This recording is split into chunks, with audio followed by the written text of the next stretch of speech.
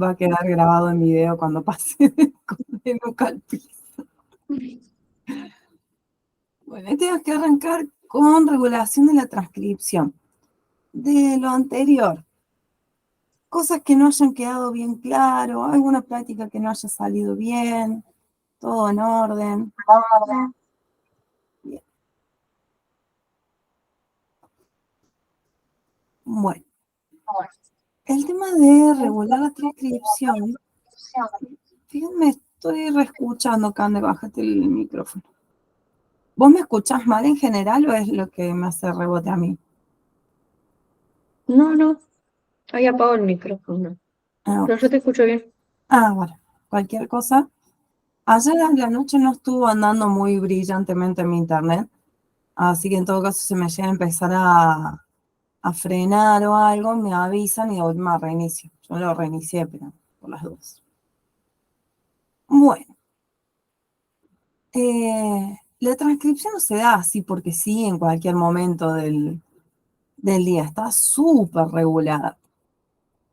Y tenemos bueno, que los mecanismos de control, los mecanismos que controlan la actividad de...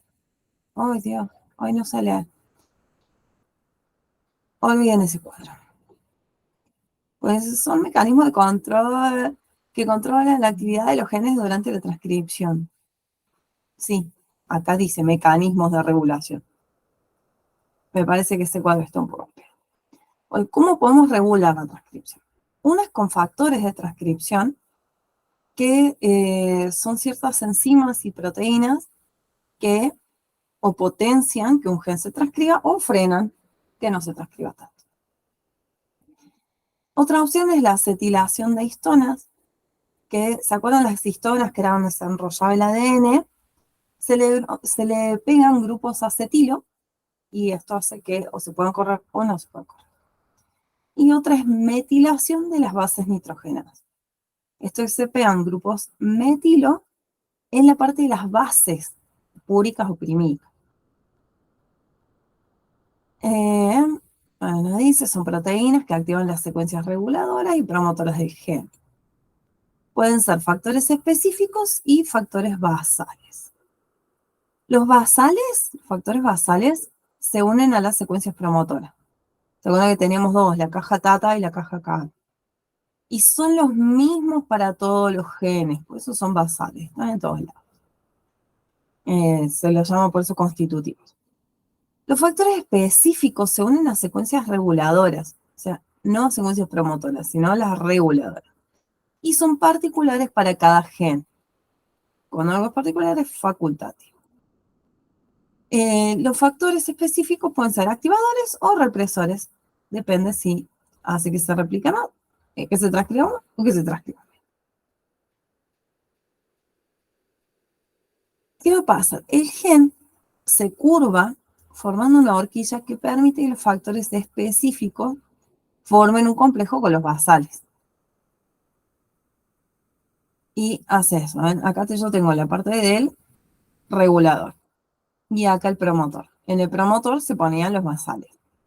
En el regulador, los específicos. Estos dos es como que se aplican uno al otro. Entonces va a llevar para que esto se doble. Después de este lacito empieza la parte codificadora de. Los factores basales, que son los que se van a poner en el promotor, activan la ARN polimerasa. Y los específicos dicen cuántas polimerasas van a hacer el trabajo. 1, 5, 15. Si vienen muchas polimerasas, voy a tener muchas copias de ARN. Y así se regula, bueno, la velocidad de transcripción y la cantidad de ARN que se obtiene en el proceso. Ven que una vez que se hizo el lacito, ahí se sitúa la ARN polimerasa, que hace el ARN mensajero, es la ARN polimerasa 2. Y ahí su copia.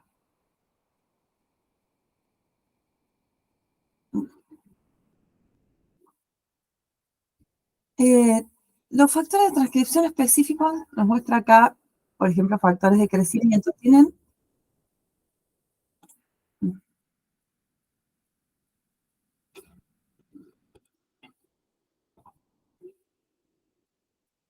Buenas. Buenas. Bueno, esto está como que va muy de vuelta a cosas que por ahí no dijo. Los receptores, nosotros tenemos receptores que son los que reciben justamente la información de que tenemos que hacer una proteína. Algunos receptores están en la membrana, otros están en el núcleo, otros están en el citosol. Los del factor de crecimiento, por ejemplo, los receptores están en la membrana. Vienen, se avisan y entran al núcleo donde se promueve la división. ¿Qué vamos? Sitios de unión, activadores y represores.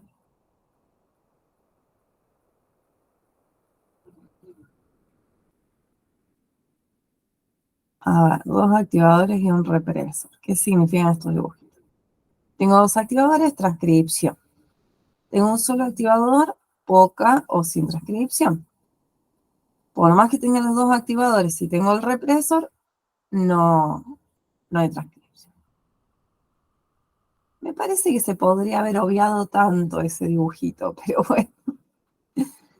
Básicamente, por más que nosotros tengamos las cosas que nos dicen hacer el gen, si hay un represor, no se va a hacer.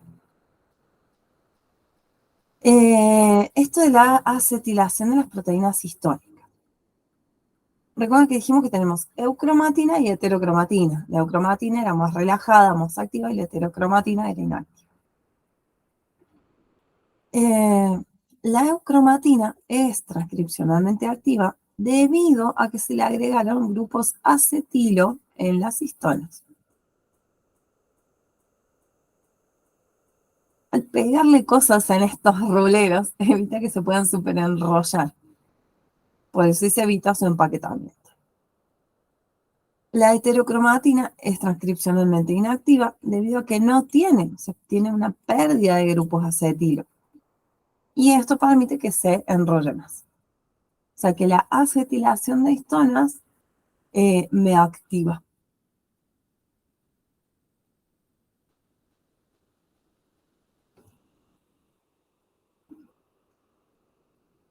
Por el contrario, la metilación de bases nitrogenadas, la metilación en el segmento promotor inhibe la transcripción del gen, porque no le da lugar a que se unan los factores de transcripción. O sea, va y se pone el metilo donde tiene que ir el factor de transcripción, es como, te robé la silla. Mato,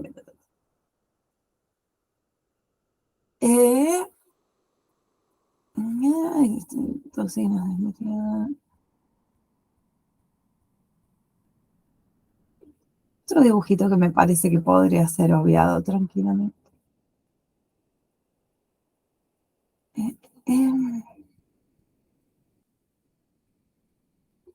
Bueno, ¿se acuerdan que hablamos de intrones y exones?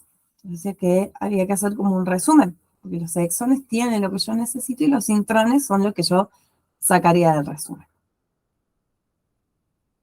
Los ARN sintetizados, esos son modificados antes de pasar al citoplasma, o sea, dentro del núcleo plasma. Los tres ARN sufren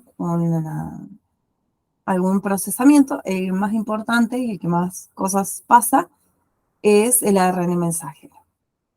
El ARN mensajero, cuando, ya dijimos, va sintetizando y se va despegando el extremo 5.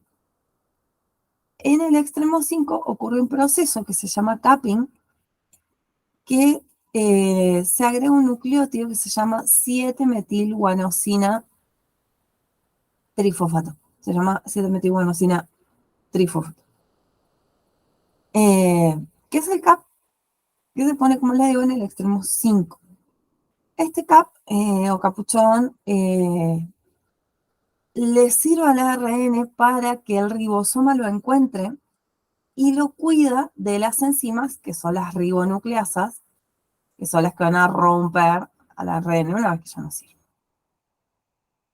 Se termina de copiar todo, y ahí nomás mientras se va despegando, antes que se termine de copiar, ya tiene el capuchón.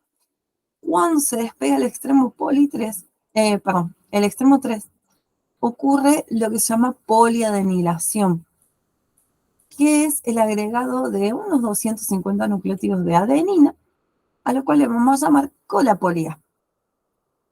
La colapolia también le permite estar más cuidado del gen, que no vengan justamente ribonucleasas, lo ataquen de atrás y no rompa algo necesario del mensaje. Pero yo voy a cerrar la puerta, estoy congelada.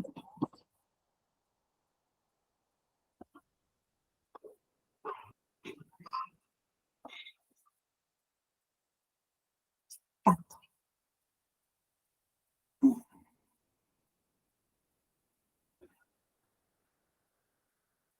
Bueno, esto es como que se escribió todo el libro, le pusimos la tapa de adelante, la tapa de atrás, ahora vamos a hacer el resumen. El resumen se llama splicing. El splicing se procede a cortar todos estos intrones, todo lo que no me sirve. Se eliminan y se empalman los exones. O sea, ¿qué es el splicing? Es el corte de intrones y empalme de exones. Y con eso puedo formar el ARN mensajero maduro. Una vez que ya está maduro, ya puede ir al citoplasma y empezar a fabricar proteínas junto con los ribosomas. La molécula que hace el splicing, la verdad que no es una sola molécula, es un conjunto, se llama ARN pequeño nuclear. Hace como pliegues en los intrones, y hace como pliegues, se hace un lacito y se corta, y se empalma el exon. Ahí hace como el plieguecito, chugi, pega. Hay una pega, ¿verdad?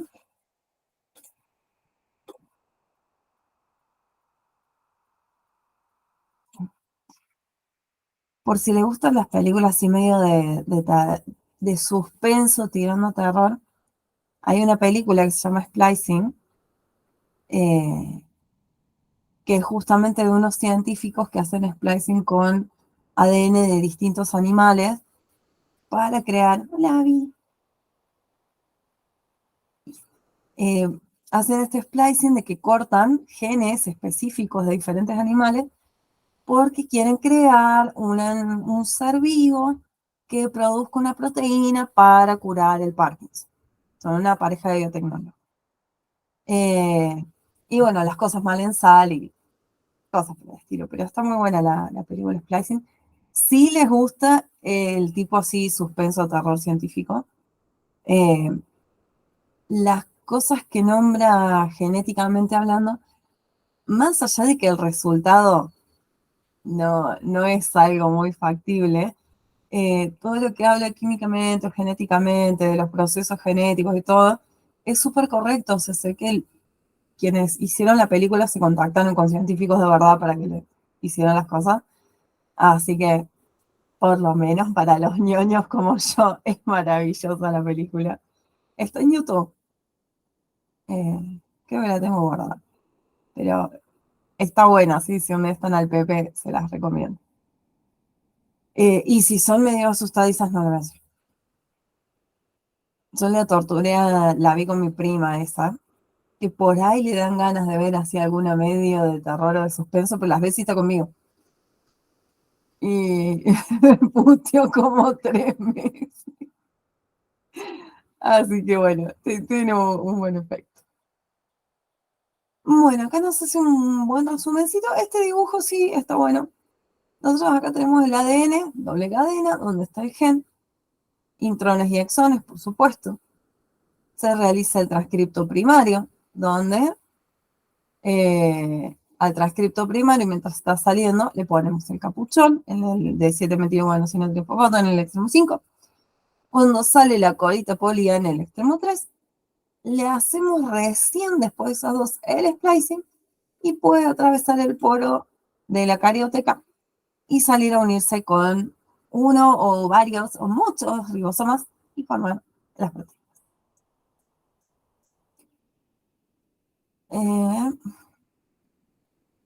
Bueno, el ARN ribosomal Nos dice, hay 4 variedades de RNA ribosomal, que son 28, 18, 5,8 y 5. Entonces, esos son sus coeficientes de sedimentación.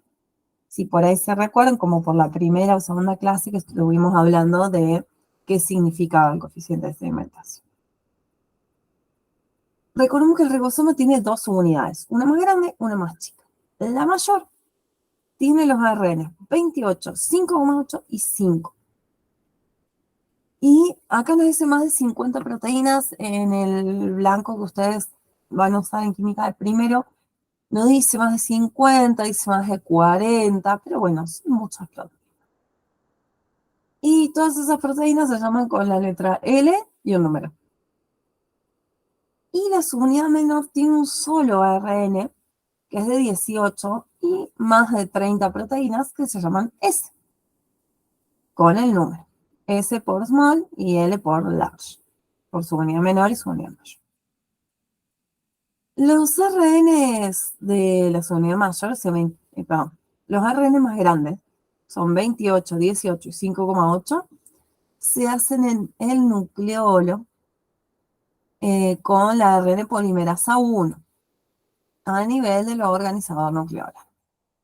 Y el 5S, el más chiquitito, se hace por fuera del nucleolo, o sea, en el resto del, o sea, en alguna otra parte del núcleo, por la polimerasa 3.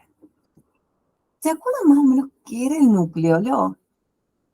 ¿Les suena de algo?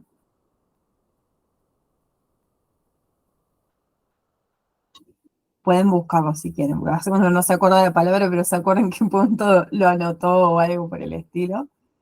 Chusméenlo un poco. ¿Qué es el nucleolo?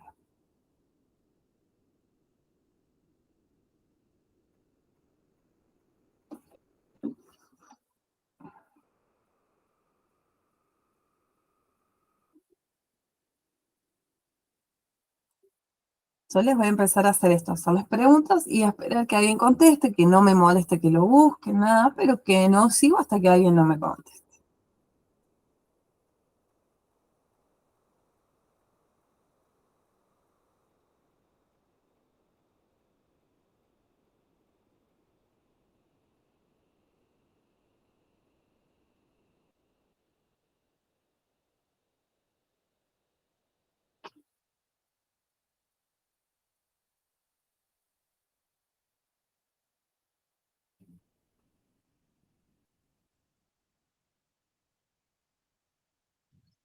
Profe, ¿cómo era la pregunta? ¿Qué es el nucleolo? Ah, área en el interior del núcleo de una célula que se compone de ARN y proteínas. Exactamente. El nucleolo es una zona, es una región que durante la vida diaria, como les digo yo, de la célula, ahí se están haciendo todo el tiempo los ribosomas. Entonces, al microscopio se puede observar como una región más densa dentro del núcleo. Cuando estamos por entrar en mitosis, que se desarma el núcleo, todo eso desaparece porque no es que sea una organela, no es como la mitocondria, que vos mirás y decís, eso es una mitocondria. Es una zona donde se trabaja tanto que se ve más densa. Muy bien, señores, continuamos. ¿Qué pasa? Bueno, acá no lo resume para la mayor y la menor. El ARN de transferencia también sufre algún que otro cambio. El de transferencia nos dice que tiene una forma de una hoja de trébol, 3 asas, 4 brazos. En el asa del medio se encuentra el anticodón, que es una secuencia de 3 bases nitrogenadas consecutivas para reconocer el codón. ¿Cómo reconoce el codón? Porque es el complementario. Recuerden que el codón estaba en el ARN mensajero y el anticodón en el de transferencia. En uno de los brazos llegan los 2 extremos, el 3 y el 5. El 3 va a estar más largo. Y en la punta del 3 vamos a tener una secuencia que la van a tener todos, que es CCA. Ahí en el CCA se que se llama extremo aceptor, es donde se va a pegar el aminoácido para que la RNA de transferencia le pueda llegar. El aminoácido es cargado en el extremo de la RNA de transferencia. O sea, esto de que se le pegue va a ser con una enzima que se llama aminoácida RNT sintetasa. Hay veces que no se gastan con el nombre, esta vez se gastaron con todo. Y hay 20 de estas aminoácidas RNT sintetasa porque hay 20 aminoácidos.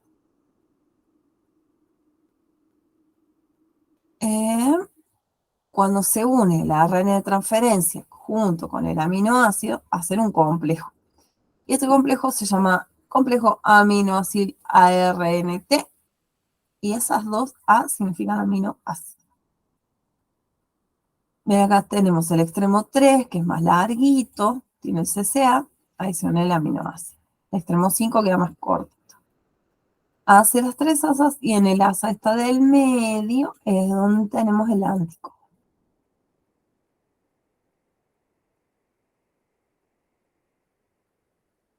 Bien, recordemos, la síntesis proteica, o sea, hacer las proteínas, es en el citosol. Las proteínas se hacen en el citosol, o arrancan en el citosol. Puede que termine en el citosol pegado al retículo endoplásmico, pero no va a tener una síntesis de proteínas, o sea, en el núcleo. Tenemos tres etapas, que es la iniciación, la elongación y la terminación. Ya vamos a ver cuáles son esas etapas, cómo se hacen esas etapas. Es regulada por factores de traducción. Así como teníamos factores de transcripción, vamos a tener factores de traducción. Y requerimos ribosomas, ARN mensajero, ARN de transferencia, y por más que ahí no lo diga claramente, aminoácidos. La subunidad menor en el ribosoma tiene un sitio que se llama A y un sitio que se llama P. A de aminoácido, P de peptidio. El sitio A tiene un codón, aloja al codón de la ARN mensajero. Nosotros vemos que tenemos acá, sitio P, sitio A. Y en el sitio P va recibiendo la cadena peptídica que van haciendo. Me parece que esto no está muy bien explicado.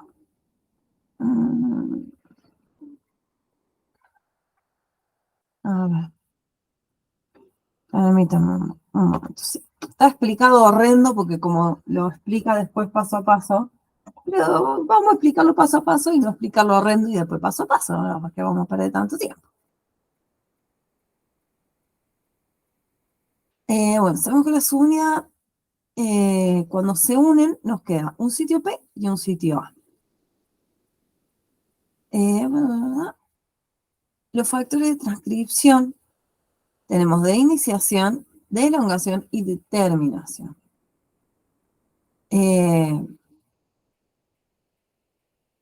Bueno, se llaman así, no recuerdo para nada que les hayan preguntado alguna vez sobre los factores, pero bueno, tenemos para cada paso.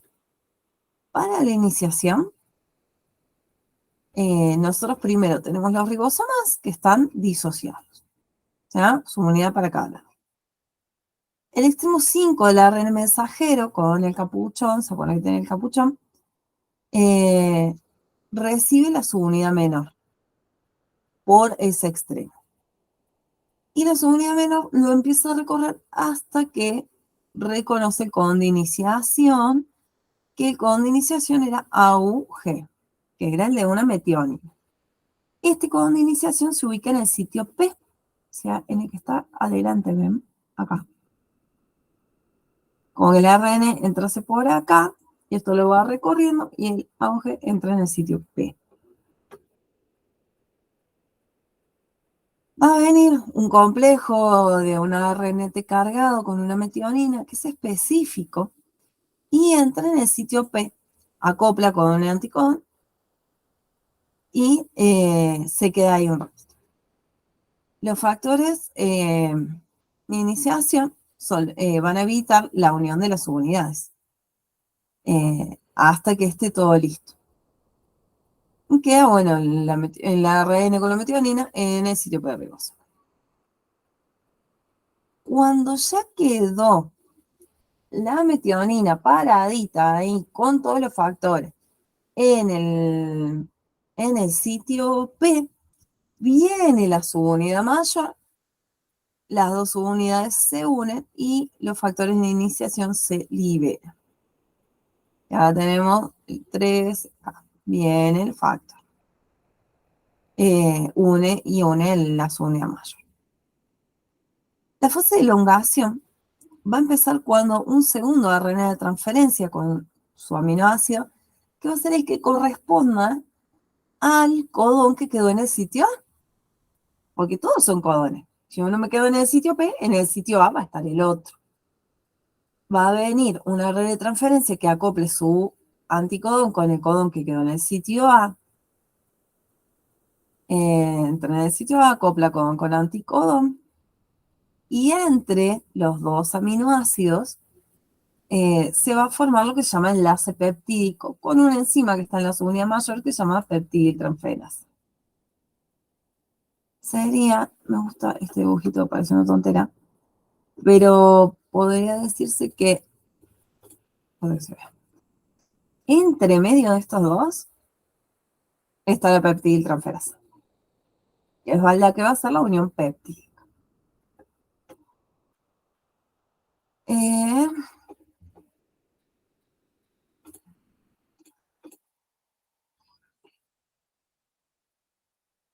Se forma entonces la unidad peptídica, como en un principio tengo un dipéptido. Y el ARN mensajero se va a correr 3 nucleótidos en dirección de su extremo, 5, esto se llama traslocación. Entonces pasa el del sitio P, empieza a salir. El que está en el sitio A pasa al sitio P. El sitio A queda vacío para receptar un nuevo ARN de transferencia. ¿Se entiende? Va muy loco.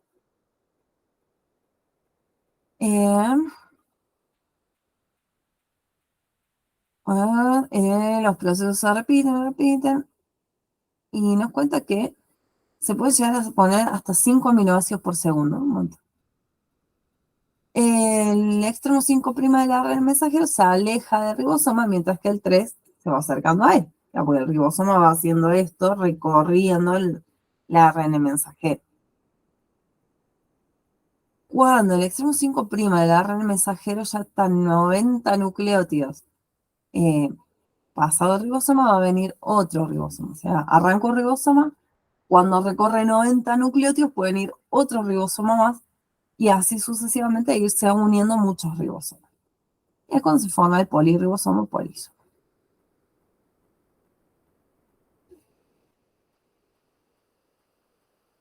Esta traslocación va a requerir también factores.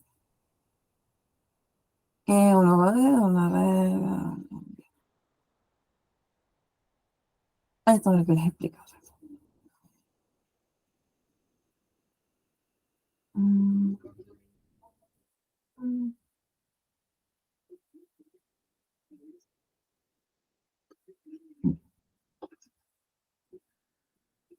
¿Cuándo termina? O sea, porque dijimos iniciación, la iniciación termina cuando ya se unen las dos unidades.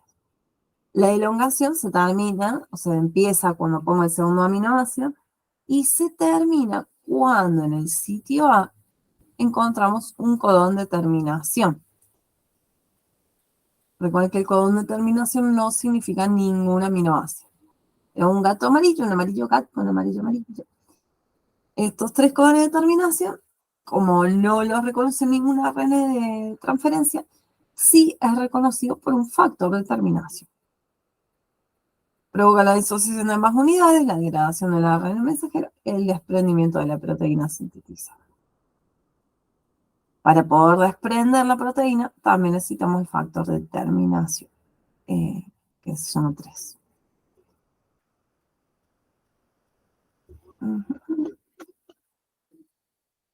Ejercitación. Más ejercitación.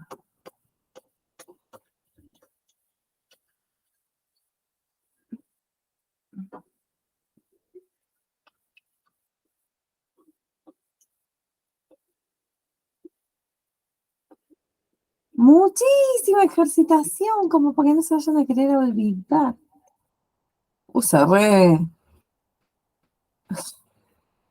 Se inspiraron. Bueno,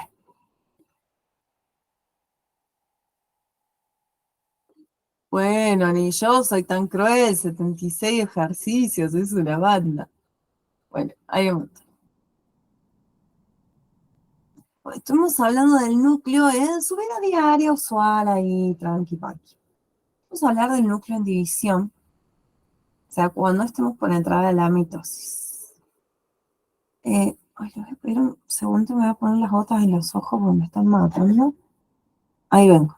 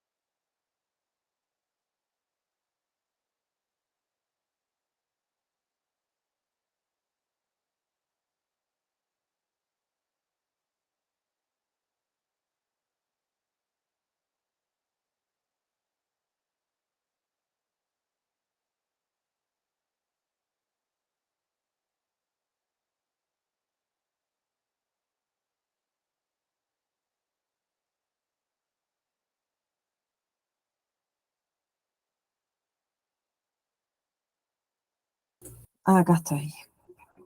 Bueno,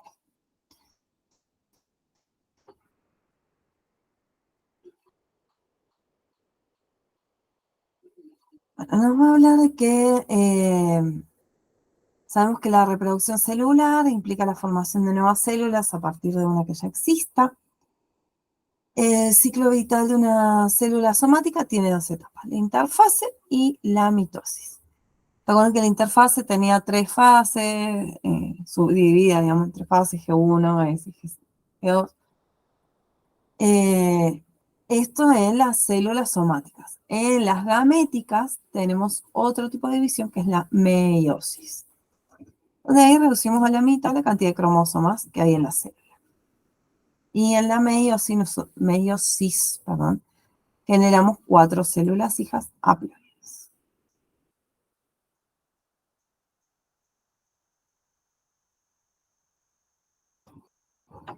Esto me está siendo insoportable. No saben el frío que me hizo. Ah, re lindo, pero no sé si se puso frío o algo, me estoy muriendo.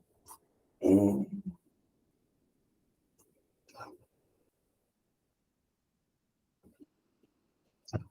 tenso.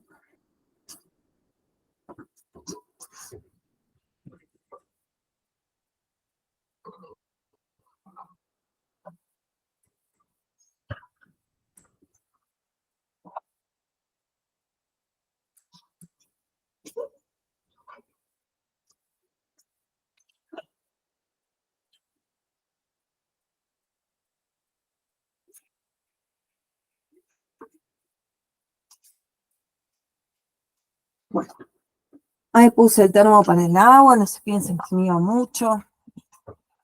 Puse el termo, puse la pava. Los cromosomas en metafase es cuando los vemos más compactados, que es ese típico dibujito, como yo les decía, como una X. Esta X sería, digamos, cada palito de las cromátidas hermanas que son idénticas entre sí. Poseen la misma información genética producto de la duplicación del ADN. Cuando saben que vemos ese palito, esa crucecita, cada palito es una cromátida hermana. La cromátida o cromátide, como prefieran decirle, presenta una sola molécula de ADN. Las cromátidas se unen, o sea, donde se hace la X, como digo yo, se llama centrómero o constricción primaria. Este centrómero, ¿qué hace? Me divide que tenga dos patitas para arriba, dos patitas para abajo. Estas patitas, no les vamos a decir patitas, Dios querido, Nosotros le podemos decir patitas, pero se llaman telómeros. Los dos brazos, cada cromatida tiene dos brazos, entonces que se llaman telómeros. El centrómero contiene dos placas proteicas, o sea, este punto donde se unen está formado por dos placas proteicas que se llaman cinetocoros. Estos cinetocoros van a ayudar a que cuando estemos por hacer la división, las fibras se unan a esto y puedan tironear de cada cromatida de forma correcta.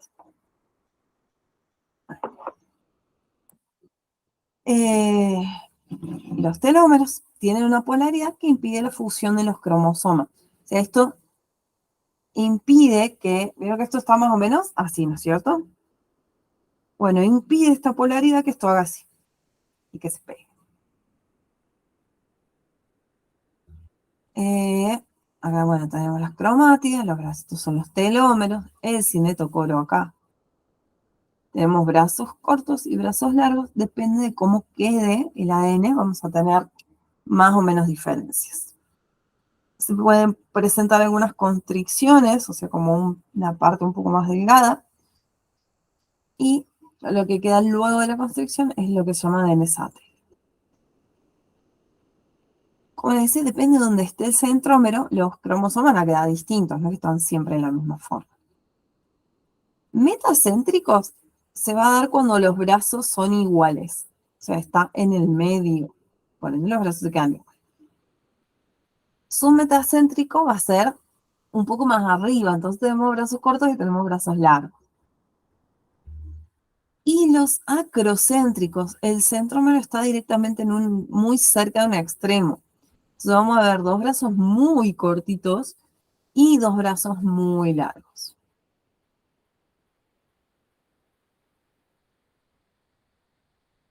Como decía, también podemos tener estas constricciones secundarias, que es donde como que se ahorcar un poquito, que pueden estar en el brazo corto. El brazo corto se llama el brazo P.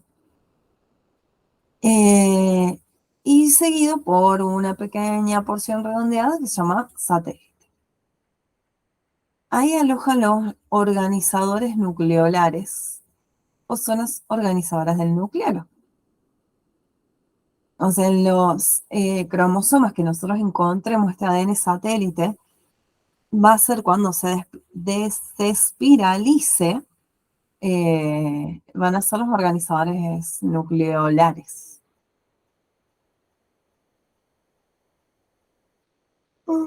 Cuando se desespiralizan, dan origen al núcleo. En el telocéntrico directamente, el centrómero está en un extremo y solo tenemos dos brazos. Estos no los vamos a encontrar en humanos, no hay cromosomas humanos de esta forma. Durante la anafase de la mitosis, las cromátides se separan y migran togi para los polos opuestos. En anafase, por ende, los cromosomas tienen una sola cromátida con una sola molécula de ADN. Sea acrocéntrico, submetacéntrico o metacéntrico.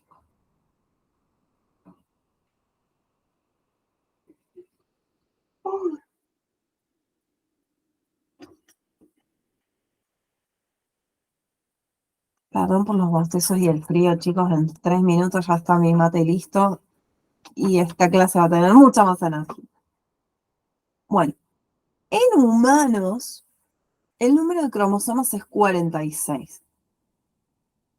En las células somáticas, 23 de origen materno, 23 de origen paterno, y esto es un número diploide.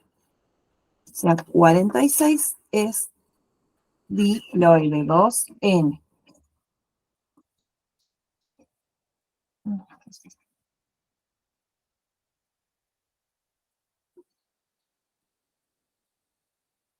En las células germinales tenemos 23 cromosomas, de los cuales 22 son autosómicos y uno es sexual. Los gametos tienen el número haploide. O sea que 23 cromosomas, 1 X.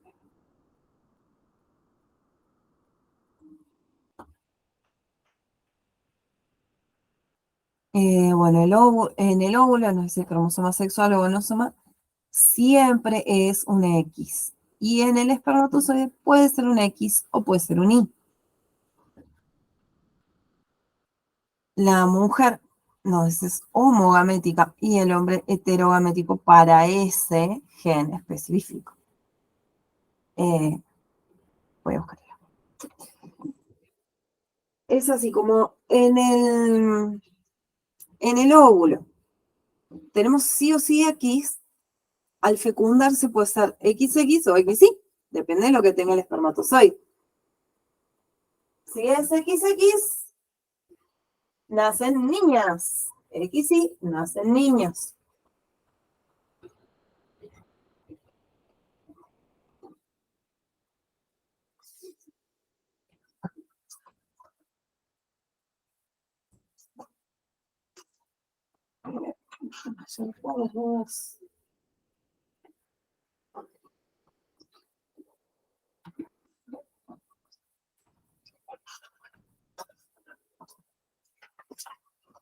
Bien.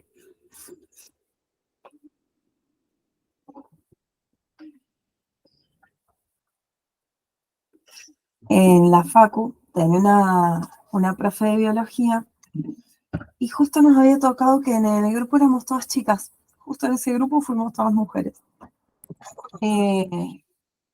Y por ahí hacía referencias que eran un tanto feministas, un tanto de que algunos varones podían llegar a tomar mal, de cómo acordarse de que XX era de mujer, XY era de varón, que básicamente lo que decía que la mujer es más completa y la Y es como una X que le falta un pedazo.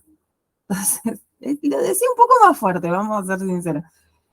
Pero podemos decir por el lado que la mujer es más completa, por eso el XX es el de la mujer. O para una de las tonteras extras para acordarse cuál es el femenino, cuál es el masculino. Bueno, esto se llama determinación genética del sexo, se cumple durante la fecundación cuando se forma la célula huevo o cigoto. Cuando se forma la célula huevo, que es cuando ocurre la fecundación, se restablece el número diploide de la célula. Recuerden que todas las demás células son diploides, pero los gametos cada uno es haploide.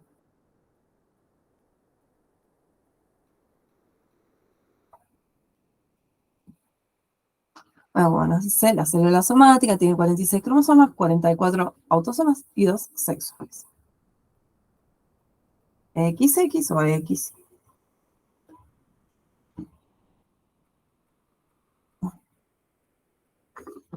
Ayer 50% polvillo, lo tengo en un despolvillador, la vivo agitando y pongo y salto un montón de polvillo. Menos polvillo, más hierro, por favor.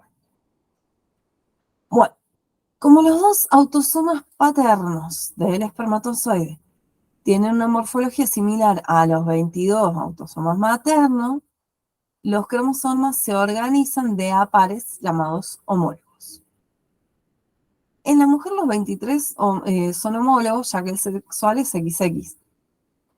En el hombre hay 22 homólogos, ya que el sexual es XY, es heterólogo, porque es distinto uno del otro. El Y es acrocéntrico.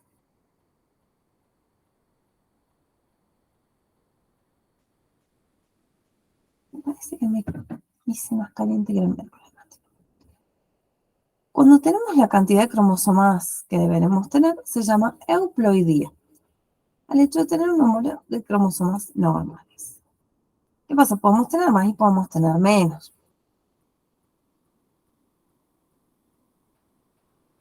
Me lleva.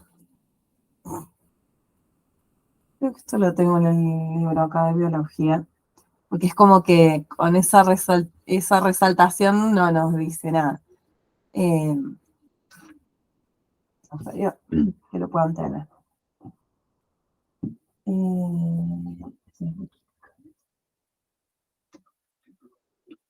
¿Dónde estará mi libro de biología?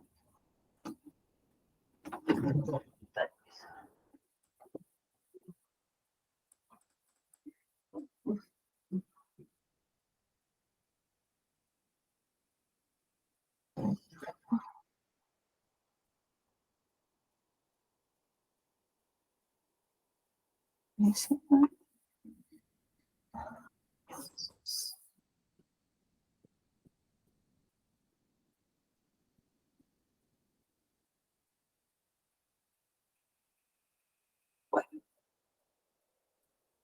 ya después buscaré mi libro y les mando una foto. Ahí lo tienen precio y se nota un poco más cuando que dice acá valor uno C, uno N.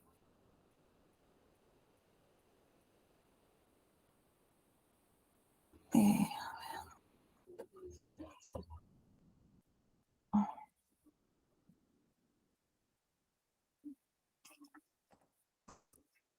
¿Qué más? No se puede. A ver,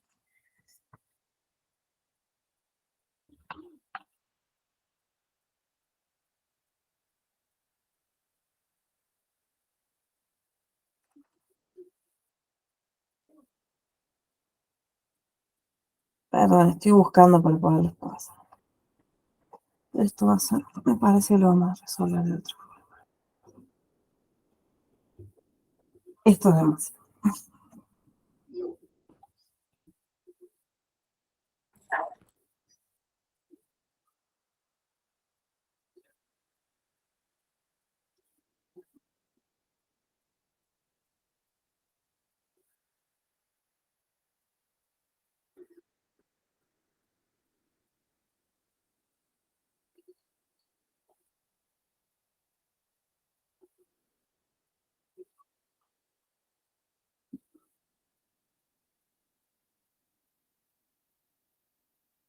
Bueno, pucha. Encima, a ver si se corresponde. 23 cromosomas, una N, una sola cromática. Entonces, la tiene 23.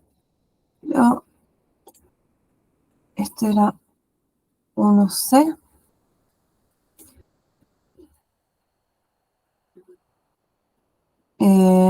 Puede corresponder a 23 cromosomas, 1N, con 2 cromátides, o con 26 cromosomas, 1N. Este es 2C. Este es 2C.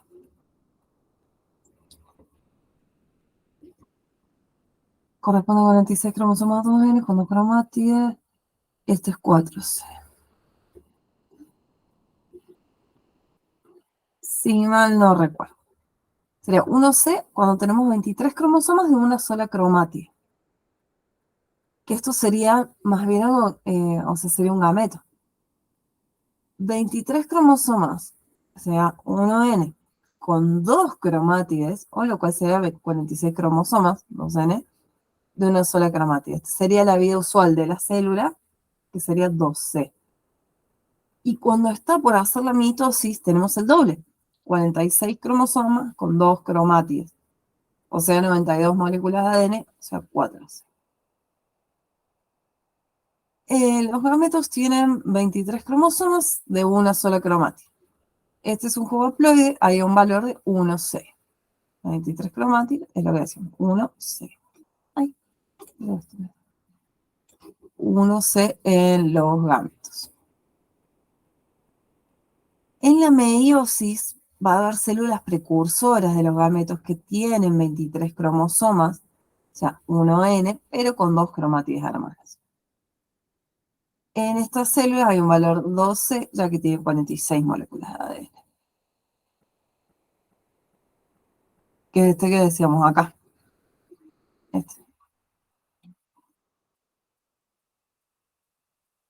Las células somáticas son diploides, 46 cromosomas o 2N. Y la cantidad de ADN va a variar durante las etapas. En la G1 tengo 46 cromosomas de una sola cromátide, por lo tanto es 2C. En la G2 tengo 46 cromosomas, pero de 2 cromátides. Por eso es 4C. Y me lo acordé bien.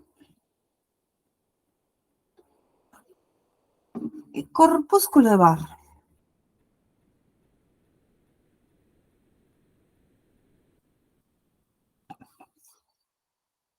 El corpúsculo de Barr dice que es un cromosoma X del par sexual en hembras de mamíferos que se inactiva por un proceso de condensación, o sea, se vuelve heterocromatina.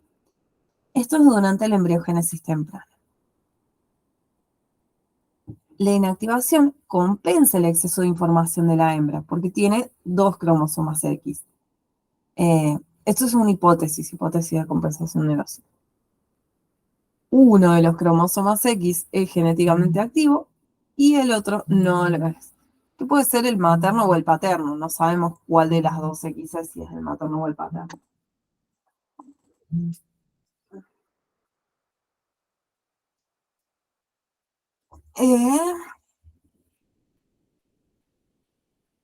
De todas maneras, últimamente se supo que la inactivación del cromosoma X no es total. Se pueden usar colorantes básicos como el azul de toluidina y el corpúsculo de Barr se va a ver como un grumo en contacto con la envoltura nuclear, o sea, está pegadito a la membrana del núcleo.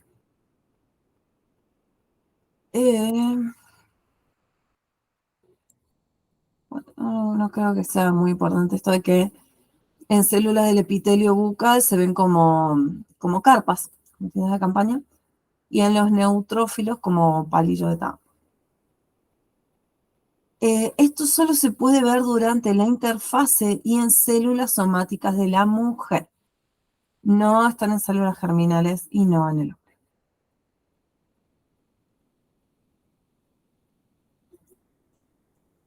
Este cuadro me hace acordar a cómo hacía cierto compañero los ejercicios de ayer que lo complicaba más no poder.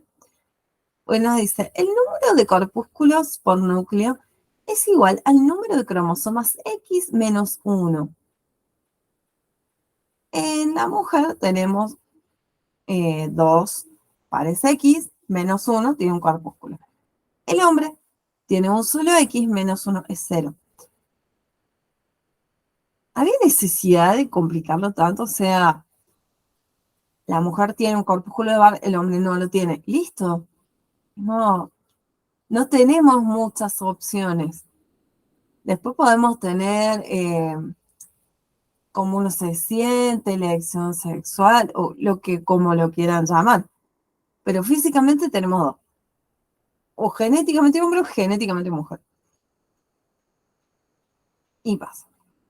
Hoy la otra vez vi un documental de una chica que, una chica nació con genitales femeninos, una vida como mujer normal, y se casó y cuando quiso tener hijos no podía. Le hacen estudios y resulta que genéticamente, o sea, tenía genes XY, genéticamente era hombre, pero por no sé qué error genético se habían expresado los genes de, por ejemplo, de tener mamas, de tener una vagina, pero lo que no tenía era útero, que es algo que no, uno cuando nace no te chequea aunque tengas útero, y hay muchas personas que no son de hacerse los chequeos ginecológicos, que chicas deben hacerse los chequeos ginecológicos una vez al año. Varones insten a las damas de sus familias o amistades a hacerse los chequeos una vez al año. Pero una cuestión que la piba nunca se había ni enterado que no tenía útero. Y claro, fue como, bueno, vamos a hacerte un pequeño estudio, vamos a ver si hay quiste. No había útero, no es que había quiste, no había útero. Y tenía genéticamente hombre, pero se había desarrollado todas las cualidades femeninas, digamos, no tenía barba, no sé, una chica como cualquiera de nosotros exteriormente, pero genéticamente tenía XY. Vamos a hablar de la mitosis, que es el proceso el proceso por el cual una célula somática se divide y da 2 células hijas genéticamente iguales a la madre, con el mismo número cromosómico, pues acabo de decir iguales. La división mitótica no otorga variabilidad genética y eso es pregunta de examen. La meiosis otorga variabilidad genética, pero la mitosis no. ténganlo en cuenta, anótenselo. La mitosis, lo que sí, posibilita el crecimiento y desarrollo de organismos multicelulares. Vamos a considerar dos momentos distintos dentro de la mitosis. Uno es la división nuclear o cariocinesis y otro es la división citoplasmática o citocinesis. Los tiempos pueden variar bastante, pero dentro de lo general, entre 30 minutos y 90 es lo que suele durar la mitosis. Tiene las siguientes fases: profase, prometafase, metafase, anafase y telafase. Hemos nombrado muchas veces el uso mitótico. Está formado por microtúbulos, participa en la división celular, y en los extremos de los microtúbulos tenemos los centrosomas rodeados por un áster. Centrosoma, áster y usos mitóticos constituyen el aparato mitótico. Ay,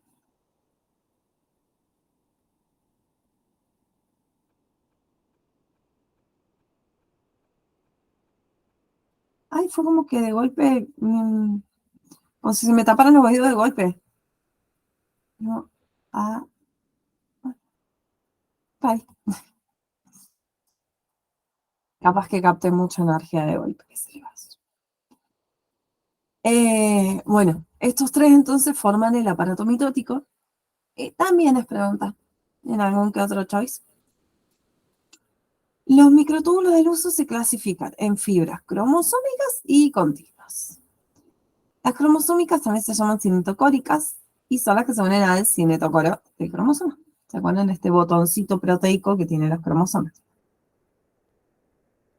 Las que son fibras continuas también se llaman polares porque se entrecruzan en el ecuador de la célula y provienen del centrosoma opuesto, pero no dan inserción en los cromosomas.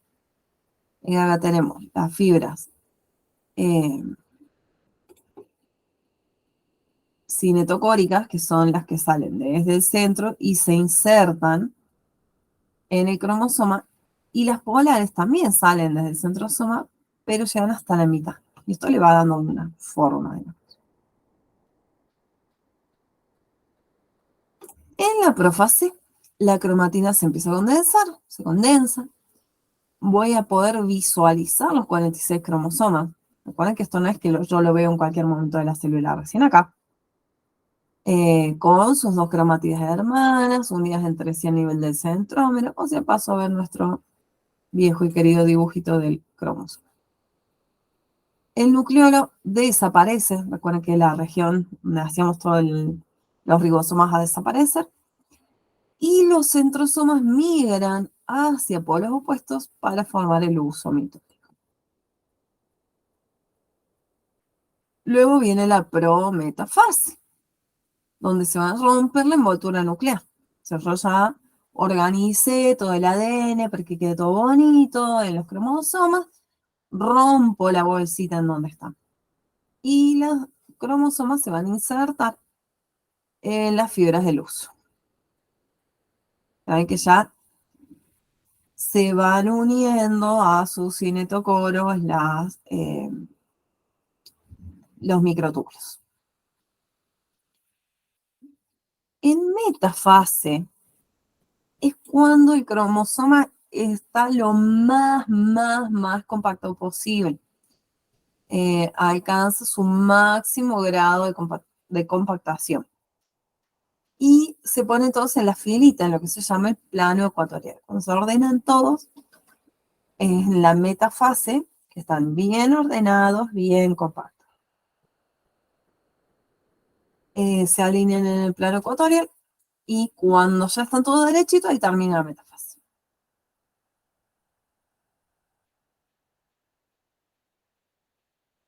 Entramos en la anafase, que está compuesta de dos fases. La anafase A, que es donde los centrómeros se dividen, las cromátidas hermanas se separan, se tenemos ahí, se van hacia los polos opuestos, traccionadas por el acortamiento de las fibras cinetocóricas. Este proceso se llama división celular o cariocinesis. En la fase B, la célula, bueno, se va alargando, se va estirando cada vez más por el desplazamiento de direcciones opuestas de las fibras polares. La distribución de organelas se va dando de forma pareja entre las células hijas. Y pasamos a la telofase, donde a cada polo llegan 46 cromosomas con una sola cromática. Chao el uso mitótico. Hola de nuevo a la carioteca. Los cromosomas se relajan, se desespiralizan y vuelve otra vez a formar la cromatina, reaparece el núcleo.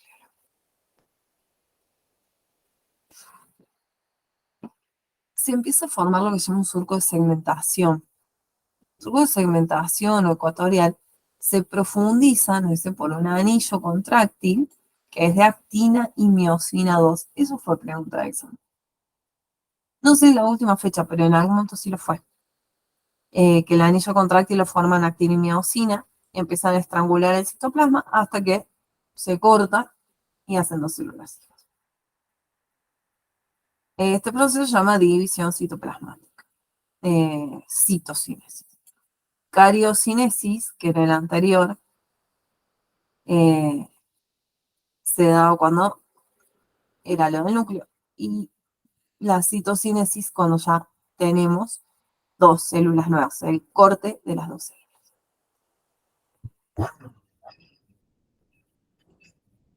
¿Se escuchan mis vecinos acelerando? Entonces, Meet vale totalmente lo que yo hago para que me mejore el sonido. Y pueden apagarle a Meet para que me solucione a mi vecino, lo haría.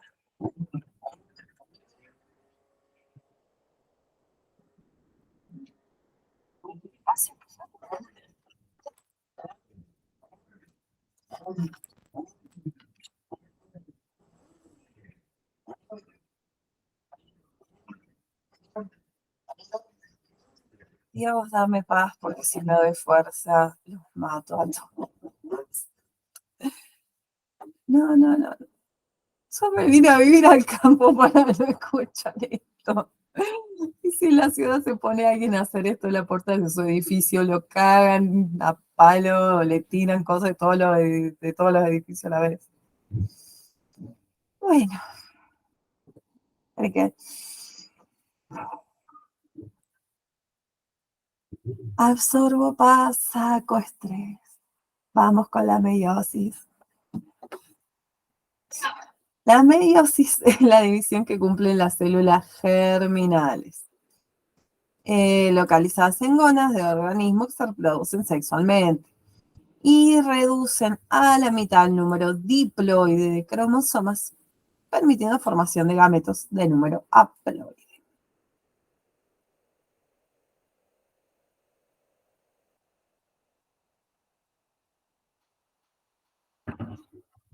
Una de mis mejores amigas vive a 4 cuadras de acá.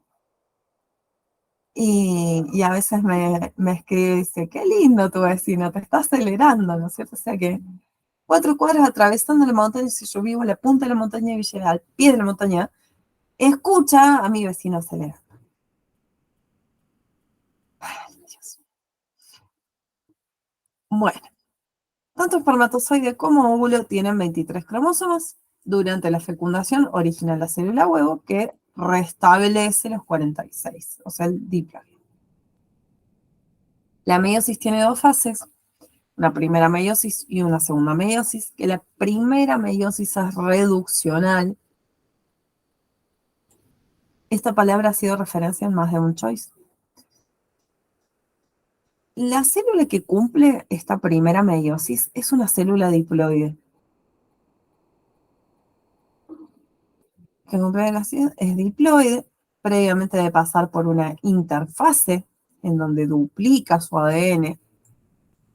En la G1 de la primera meiosis tiene 46 cromosomas de una cromatida, como una célula normal. En G2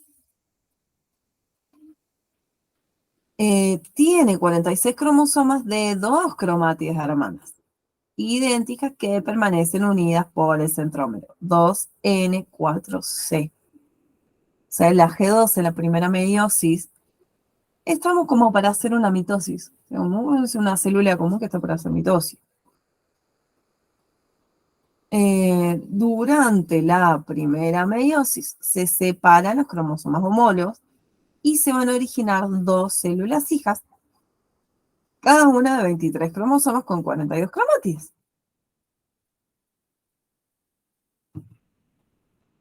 Ahí las cromátides van dos para acá, dos para allá, dos para acá, dos para allá, porque no se dividen por el centrómero. Las dos células que se originan en la primera meiosis son 1N2C. Es reduccional, ya que el número de cromosomas en las células hijas se redujo a la mitad. Es 1N. Esto era 2N2C y ahora es 1N2C.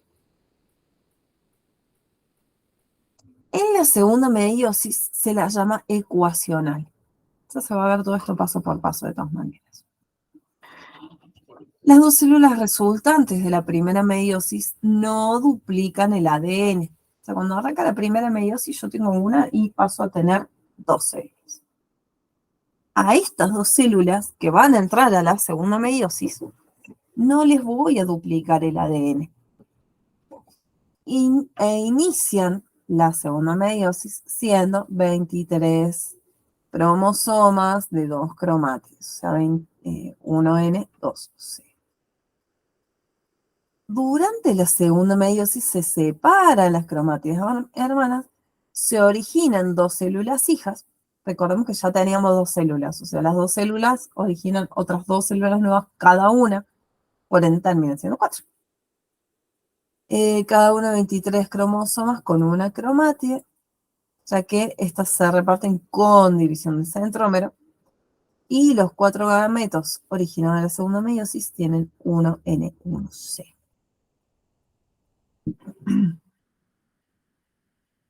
La meiosis 2 es ecuacional, ya que las células hijas conservan el mismo número cromosómico que la célula madre. Acá arranca 2N2C, se duplica, 2N4C. Bueno, acá estos pasos ahora los vamos a ver porque nos habla del crossing over y todavía no lo vimos.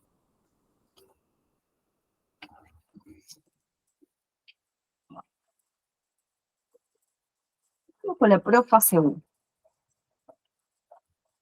No te preocupes, es como cuando el médico te dice, no, no te preocupes, que esto no duele. Y sabes que va a doler. Si el médico te dice, te va a doler poquitito, vas a sentir un dolor horrendo, cuasi traumático. Y acá cuando el libro te dice que la profase 1 es una etapa larga y compleja, sabe que se viene jodido con nombres feos y con mínimas diferencias que para qué le pusieron tanto nombre. Pero bueno, vamos con la primera etapa de la meiosis, profase 1.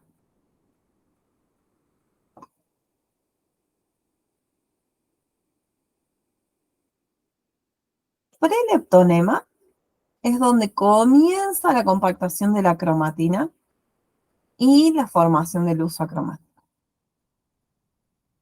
En el leptonema la cromatina se sigue condensando, pero los cromosomas todavía se ven como filamentos delgados, que se ponen todos como así, por eso se llama disposición en bouquet. El bouquet es el ramo de novia.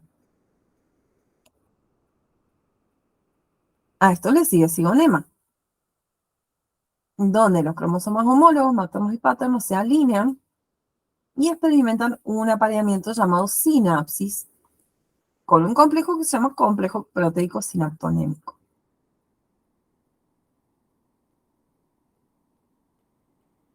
El paraquinema, todavía seguimos en profase, ¿no? En cada par hay un cromosoma materno y uno paterno.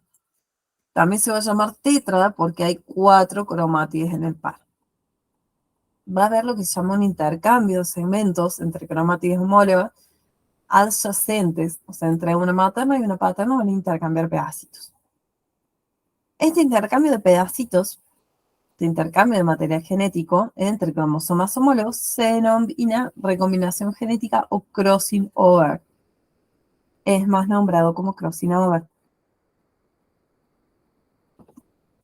Es lo que nos da la variación genética de, por ahí, tener hermanos del mismo de la misma mamá y el mismo papá, y que no se nos parecen en nada, o que no, se nos parecen muy poquito.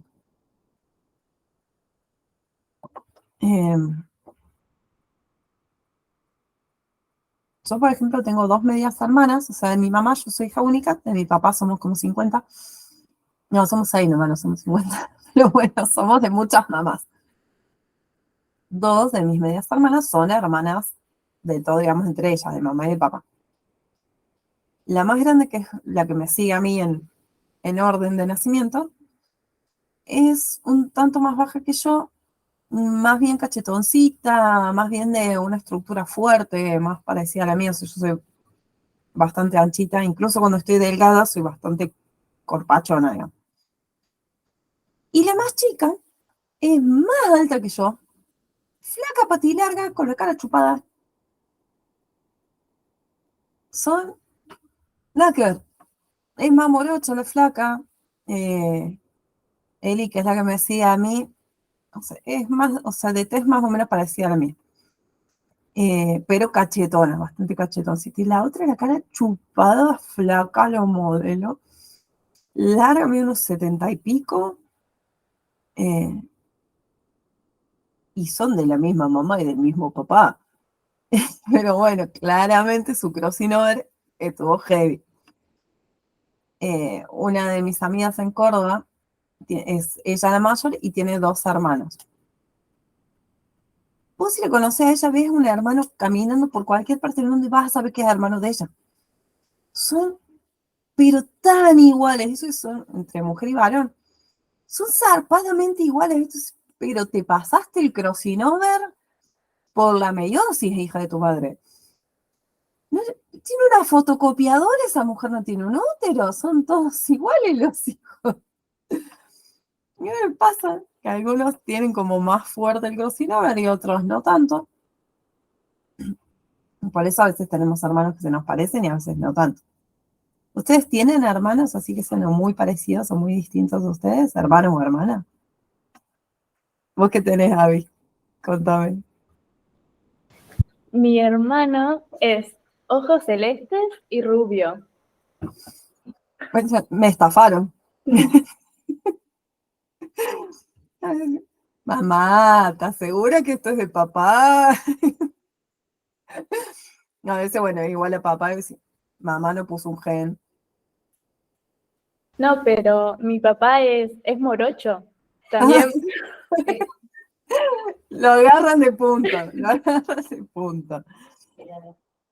Bueno, me pasa que tengo un amigo que es pelirrojo, pero color de pelo, bueno, antes de que tenía pelo, tenía el color, pero de la Fanta, ese color de pelo tenía y los ojos celeste, celeste. La madre y el padre los dos son más morochos que yo. ¿Qué pasó ahí? No sé, pero vos lo ves y es igual al padre, pero en blanquito.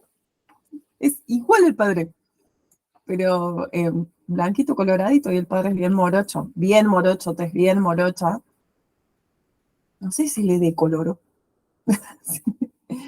Pero bueno, viene el crossing over de mamá Abby, le puso onda.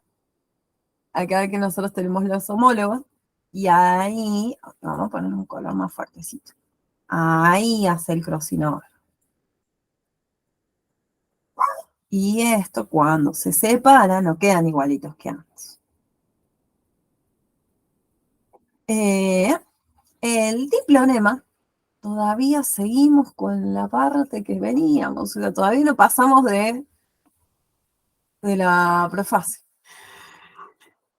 En diplonema, el complejo sinaptonémico desaparece.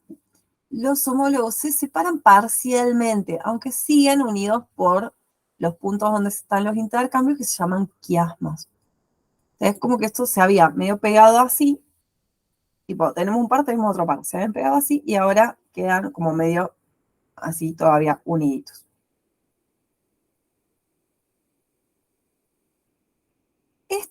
El diplonema, eso puede ser un periodo de larga duración en los ovocitos que alcanzan esta etapa en el 8º mes de vida fetal. O sea que nuestros óvulos quedan así antes de que nosotros nazcamos. Y durante la ovulación sale algún que otro óvulo y termina todo el resto de la meiosis, perdón. Pero esto ya ocurre antes de que nazcamos las niñas. Por eso se dice que la mujer ya nace con la cantidad de óvulos que va a tener durante toda su vida y cosas como, por ejemplo, una muy mala alimentación, problemas de consumos de ciertos estupefacientes, pueden afectar a los óvulos y por más que pasen muchos años al momento que uno decida, y lo decida, ser mamá, puede que esos óvulos hayan quedado afectados. Aunque en ese momento uno tenga una dieta súper saludable, limpia y que no tenga ningún tipo de consumo. Bueno, y es más grave, obviamente, si completan todas las divisiones en un momento de consumo. La diacinesis, todavía seguimos con la primera parte. Continúa la separación de los homólogos desplazando los quiasmas a los extremos del bivalente. Habíamos dicho como que esto había quedado así, ¿no es cierto? Estábamos así, había quedado más o menos ahí unidito. Y esto se va separando hasta el extremo.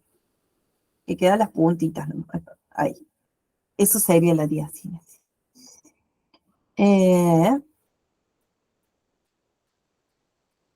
Al fin terminamos. Al fin terminamos la profase, chicos. Vamos a la prometafase. La carioteca desaparece y los bivalentes se unen a las fibras del uso mitótico. O sea, ¿vieron que yo les dije que la palabra carioteca se usaba un montón? Recuerden que carioteca era la membrana nuclear. Entramos en metafase 1, los 23 bivalentes se alinean formando la placa ecuatorial. La orientación de los cromosomas homólogos va a ser al azar. No es que digo, tipo, de este lado los maternos, de este lado los paternos, no. Al bardo. Y entramos finalmente en anafase, donde el acortamiento de las fibras cinetocóricas causa la separación de los homólogos.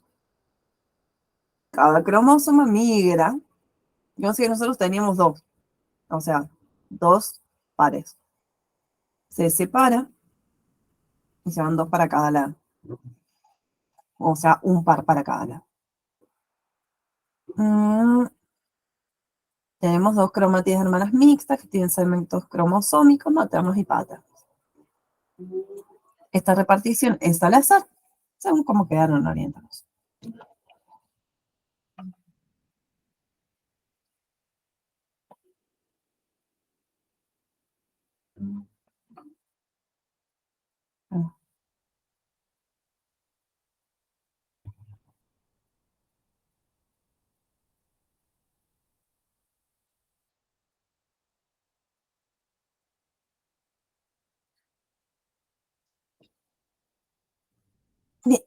La telofase 1.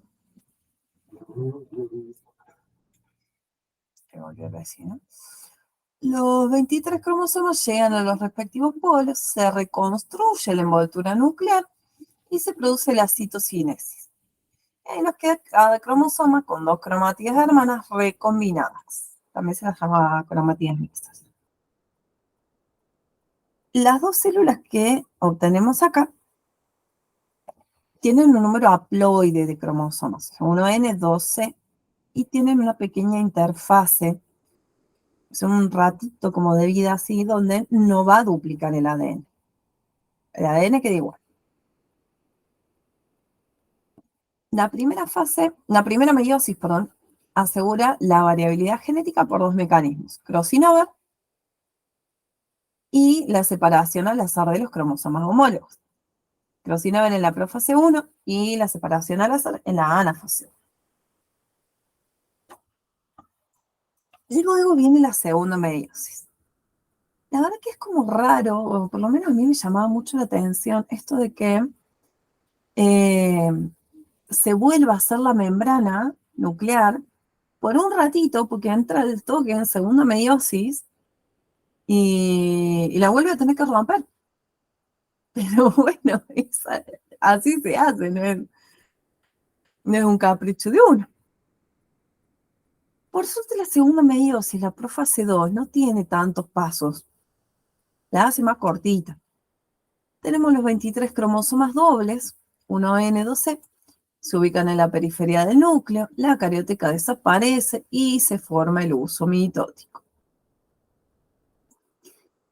En la metafase 2, los cromosomas se alinean en el ecuador, forman la placa ecuatorial. Cada uno de los 23 está formado por dos cromátides.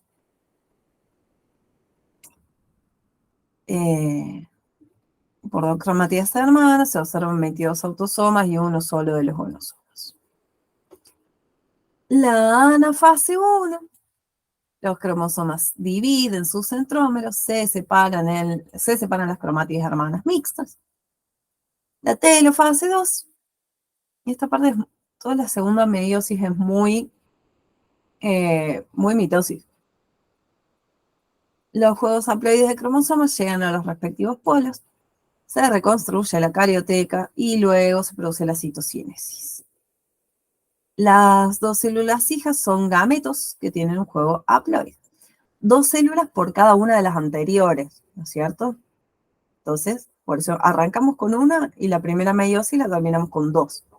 Entonces, la segunda meiosis la arrancamos con 2 y terminamos con 4.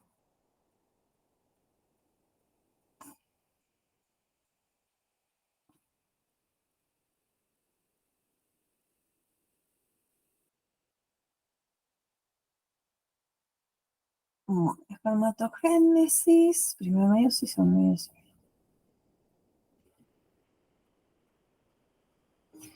Quiero ver una cosita, permítanme.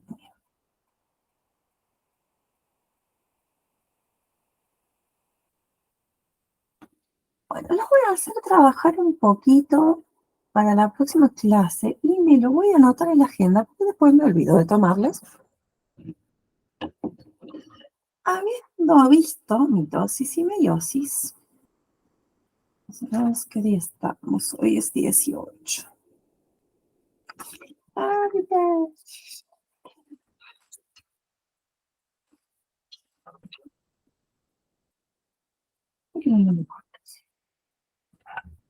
Hoy, jueves 18. Se van a dividir entre ustedes, o sea, van a hacer 2 grupitos. Pueden hacerse un grupo de WhatsApp aparte. Lo pueden organizar dentro de este mismo, a mí no me molesta, lo usan como quieran, el grupo es para ustedes. Y un grupito va a explicar ovogénesis y el otro grupito va a explicar espermatogénesis. Pueden usar el libro, pueden usar un videíto, pueden usar una imagen.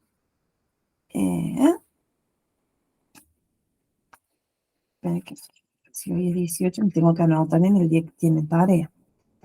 Que va a ser el martes 23. Me explican ovo y espermato. Ahí está. Esa va a ser su tarea para la clase que viene. Van a poner ustedes, van a poner compartir, no hay problema. Es cortito, no conlleva muchas cosas. Después lo de falta de disyunción se los explico yo, no hay ningún problema. Pero los voy a hacer hablar un poquito a ustedes. Y después seguimos por fecundación. El jueves que viene es el 25 de mayo, jueves que viene.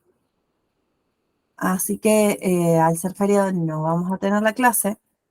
Por ende, la clase del martes va a ser grande y va a conllevar mucha tarea que les voy a dar para que tengan para la siguiente clase. Así, bueno, pueden ir a comer con sus familias si quieren, si están de visitas o lo que sea. Pero esto va a ser una negociación. Mi mamá tuve la suerte que tuve una madre que me enseñó mucho a negociar las cosas. Ahora, yo siempre les doy un poquito de tarea, pero no tengo muy chequeado si lo de biología lo vienen haciendo o no. Pero ahora el martes que viene sí lo voy a poder chequear. Porque van a exponer entre ustedes. Así, bueno, tales hicimos tales hicimos este. Si tales y tales no me exponen nada, la tarea para la siguiente clase va a ser mucho peor y mucho más grande. Y si tales y tales me dejan muy feliz con lo que expongan, no va a ser tan grave. Así que va a depender de ustedes, mis amores de mi vida, mis corazones hermosos, de ver cuánta más tarea o cuánta no tanta tarea les voy a dejar para la siguiente clase. La idea es ir sobre todo moviendo un poco, les voy a ir haciendo algunas que otras preguntas siempre en las clases. Como bueno, hoy les tiré una sola, pero vamos a ir juntando cada vez más información y más preguntas, porque si no queda todo en un, sí, ya lo leí, ya lo leí, ya lo leí, y la realidad es que no sé responder nada al respecto. Así que te vienen los tiempos de torturas mentales. Hasta ahora todo era lindo y todo era escucharme hablar y nada más, y ahora se viene lo que puede ser divertido o puede ser una tortura mental, depende cómo vengan estudiando. Amores de mi vida, los dejo en paz por hoy. Descansen, nos vemos mañana para química. Les mando un beso gigante. Se me cuidan. Adiós, adiós. Petit.